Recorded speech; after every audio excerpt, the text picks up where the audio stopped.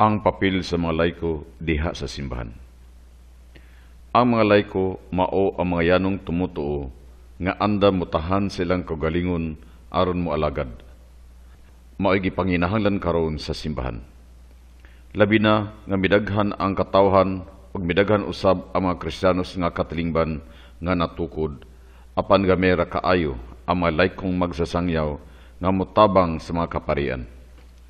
Kulang kayo karon ang mga kaparian o dili kayo makatagad sa tanang katawhan sa lang espirituhanong kagutom. Busa, gihagit karon ang mga Kristiyanos nga magpaambit silang kinabuhi o pagtagad para sa simbahan. Aron ang simbahan mutubo, mulambo o mulukop sa tibuok kalibutan o ang tanang mga sakop nini may usa diha kang Kristo sa gugma og pagtuo. Unsa man ang tawag sa pagkalayko? Una, ang mga layko gitawag sa pagkabalaan. Ang atong reference, 1 Pedro Kapitulo 1, versikulo 15 hangtod 16. Ang Diyos usa kabalaan, busa ang mga tao gitawag ngadto sa pagkabalaan o may usa kaniya diha sa katarong o kaputli. Ikaduha, ang mga layko gitawag sa pag-ambit sa himaya. Ang atong basihanan, 1 Pedro Kapitulo 5, versikulo 10. Ang kahimayaan dili lamang para sa usa ka Kristiyanos, kung dili para usab ngadto sa tanang katawhan. Busa gihagit karon ang mga layko sa pagmantala sa nabanhaw nga Kristo ngadto sa mga tao nga wala pa makadungog bahin kaniya o ngadto sa mga Kristiyanos nga nagmagahi pa sa pag-usab sa ilang kinabuhi. Ikatulo, ang mga layko gitawag sa kanabuhing makapahimuot sa Dios.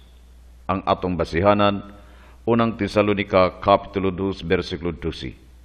Ang kinabuhi sa kalayko mamahimo usa ka panig-ingnan nga makapahimuot sa Dios.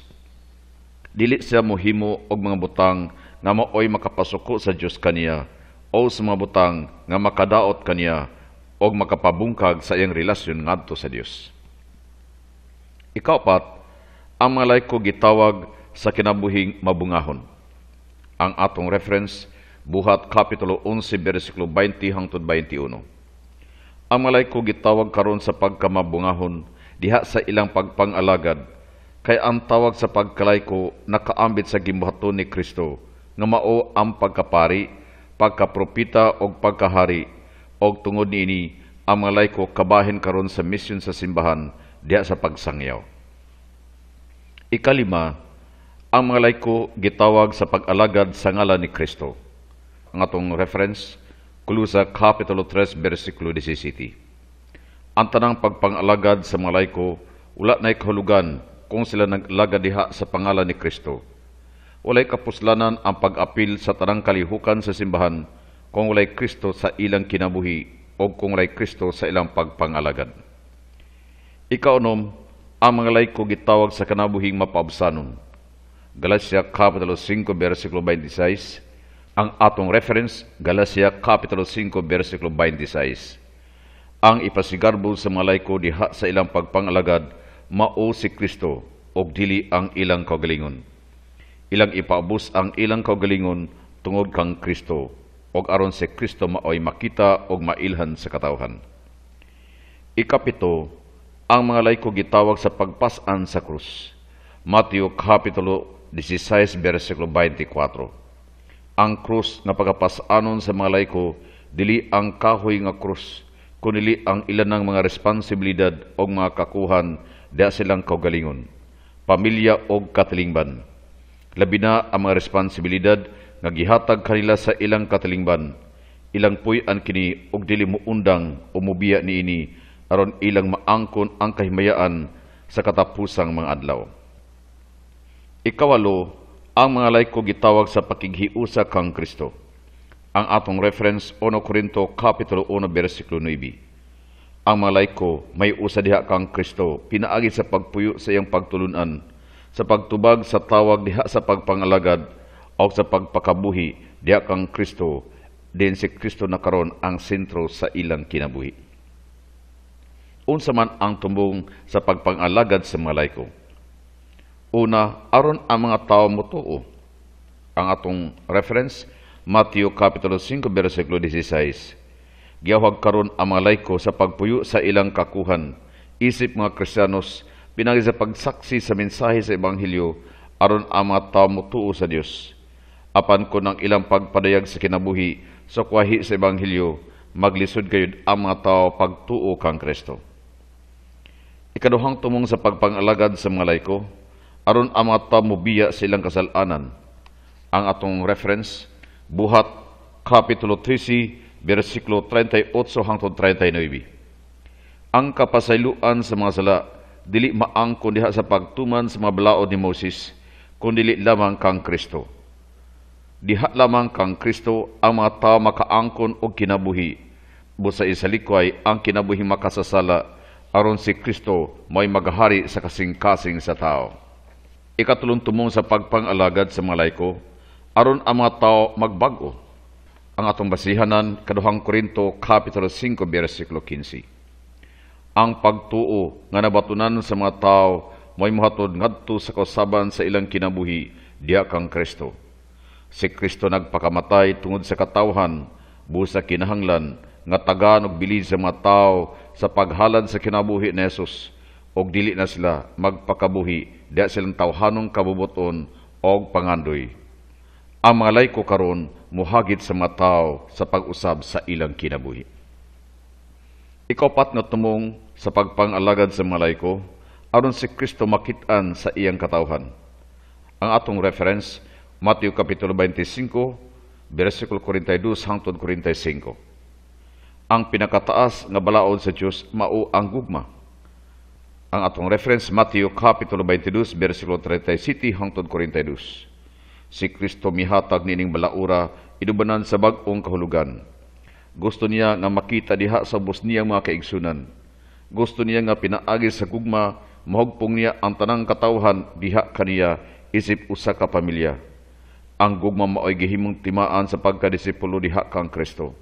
Juan Kapitulo 13, versikulo 35. Mao nga kung adunay mga tao nga manginahanglan og pagkaon, mainom, sapot, kapahulayan, tambal, trabaho, edukasyon, o kung adunay mga tao nga walay sarang panginabuhian o gilisod-lisod sa kapobrehon, sakit, sinalikway, o nag-antos diha sa bilangguan, ang mga Kristiyanos mangita og mga pamaagi sa paghupay kanila uban sa pagtagad og pagtabang. Dili lamang kay kini obligasyon sa tanang mga Kristiyanos, kundi sa tanang mga nasod sa tibuok kalibutan. Gidapit karon ang mga laiko sa pag-apil sa mga programa o mga prohekto para sa kayuhan o kalambuan sa katawhan. Unsa man ang mga papel sa laiko diha sa simbahan? Una, muhulip sa kakulangan. Ang atong reference, 1 Korinto Kapitulo 16, versikulo 17 hangtod 19. Isip na kaambit sa gimbuhaton ni Kristo sa iyang pagkapari, pagkapropita o pagkahari, ang mga laiko adunay dakong kabahin diha sa kalihukan o kinabuhi sa simbahan. Ang mga laikong apostolikanhong pagpangalagad gikinahanglan gayud, kay kun wala kini maglisod gayud ang mga kaparian sa pagtuman sa mga programa sa simbahan. Gamay ra ang mga kaparian o limitado ang ilang panahon sa pagtubag sa panginahanglan sa programa, og busa ang pagpangalagad sa mga laiko gikinahanglan gayud. Ilang tabangan ang mga kaparian sa mga butang nga dili na mabuhat sa mga pari, apan kinahanglan nga ang ilang pagtabang sa kanunay may sulod sa programa sa parokya. Mutabang sila diha sa pagtudlo sa mga pulong sa Dios o sa mga kalihukan nga gidumala sa simbahan. Kaduhang papel sa mga laiko diha sa simbahan nga mopalambo sa Kristiyanos nga katalingban. Tito Kapitulo 1, versikulo 16. Ang mga laiko isip mga Kristiyanos og sakop sa simbahan, gipaabot nga nasayad sa ilang kaakuhan sa ilang pagka-Kristiyanos. Kini nga kahibalo dili magpabilin sa ilang alimpatakan, kundi magpaamgo kanila sa pagtuman kung unsay ang hilang pagabuhaton. Ang mga laiko isip sakop sa simbahan, maghuna-huna nga ang parokya din sila nahisakop kabahin sa diocese og busa andam usab silang mutubag sa mga imbitasyon gikan sa diocese. Ang panlantaw sa pagpangalagad dili lamang kutob diha sa gagmayng Kristiyanos nga katilingban, parokya ug diocese, kung dili usab sa ubang diocese o simbahan sa tibok kalibutan. Unsa man ang gikinahanglan diha sa mga laiko? Una, nga sila adunay buhing pagtuo. Ang atong reference ang Santiago Kapitulo 2, versikulo 26. Ang pagtuo patay kung wala kini buhat, kay ang pagtuo sa tao mo ituburan sa pag-usab sa iyang kinabuhi o tuburan sa pagpangalagad. Ang mga pagtuo sa mga laiko kinahanglan gayud nga mamahimong kahayag sa kalibutan. Ang ikaduhang gikinahanglan sa mga laiko nga sila matinumanon sa pulong sa Dios.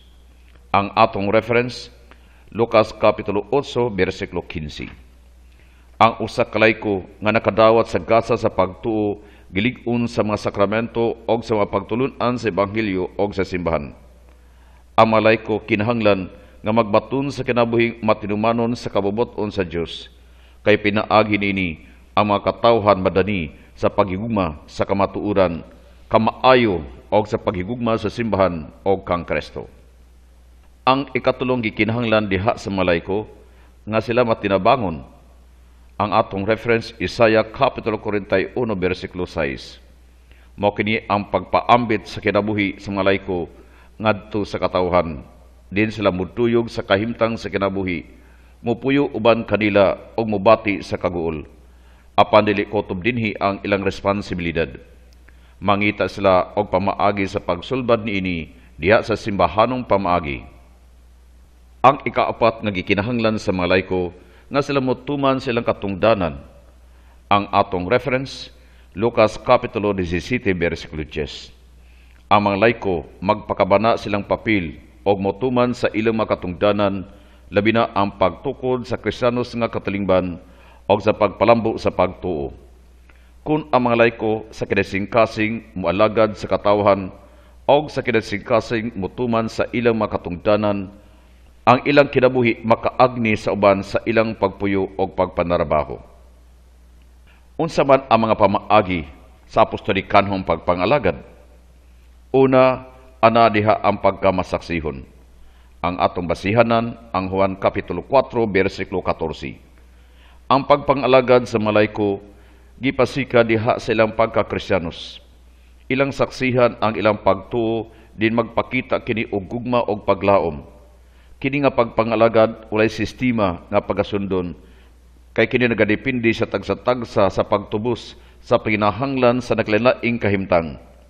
Walay mga tao nga mosugo kanila, sila ra mismo ang maguna-una o magbuot kung unsay ilang pagabuhaton, isip tabang sa nagkinahanglan. Bisan asa sila o bisan unsa ang kahimtang, ilang saksihan ang kinabuhi sa usa ka Kristiyanos. Kaduhang pamaagi sa apostolikanhong pagpangalagad nga anak ng hinugpo nga pagpangalagad. 1 Pedro Kapitulo 2, versikulo 5 hangtod 10. Ang kinabuhi sa kalayko, usa ka katalingbanon o gusto sa Dios nga ang katawhan maghiusa isip usa kalawas. 1 Korinto Kapitulo 12, versikulo 12. Tungod niini gikinahanglan ang hinugpo nga pagpangalagad. Din ang layko gawas nun nga maapil sa naglain-laing reliyosong pundok nga namugna aron sa pag-alagad sa simbahan. Depende na sa layko kung asa siya ni inim nga pundoka moapil. Basta ang labing klaro nga moapil gayud siya sa mga katalingbanon o simbahanong kalihukan tungod kay siya kabahin man ini. Ikatulo, magbantay sa ilang pagpangalagad. Buhat Kapitulo 20, versikulo 28. Ang tanang apostolikanhong pagpangalagad, mapersonal ba kini o hinugpong, kinahanglan nga para gid kini sa simbahan. Gipaabot nga adunay kahiusahan diha sa pagpangalagad, mao nga ang tanang reliyosong pundok mahibaw kung unsa ilang kalihukan o unsa ang matang silang pagpangalagad aron kalikayan ang kompetisyon. Klarohon sa matag pundok kung unsa ang sentro o tumong silang pagpangalagad aron walay pagdubli-dubli o inulugay sa marang matang sa pagpangalagad. Unsa man ang natad sa laykong pagpangalagad? Una, mulig-on sa Kristiyanos nga katalingban. Buhat Kapitulo 20, versikulo 28. Ang mataglayko nagpuyo diha sa usa ka katalingban, busa kabahin karon silang pagpangalagad ang pagbugna og paglig-on sa Kristohanong katalingban. Ang gamay nga Kristohanong katalingban mao ang gamay nga simbahan. Busa maning kamot sila nga ang katawhan nga nagpuyo niini may usa diha sa gugma og pagtuo diha kang Kristo. Dasigo nila ang katawhan nga magmainiton diha sa ilang pagtuman sa ilang mga katungdanan. Ikaduha, musangyaw. Ang atong reference, Buhat Kapitulo 8, versikulo 4. Mosab kini ang usa ka pinakaimportante nga kalihukan sa mga laiko, ang pagsangyaw sa Ebanghelyo.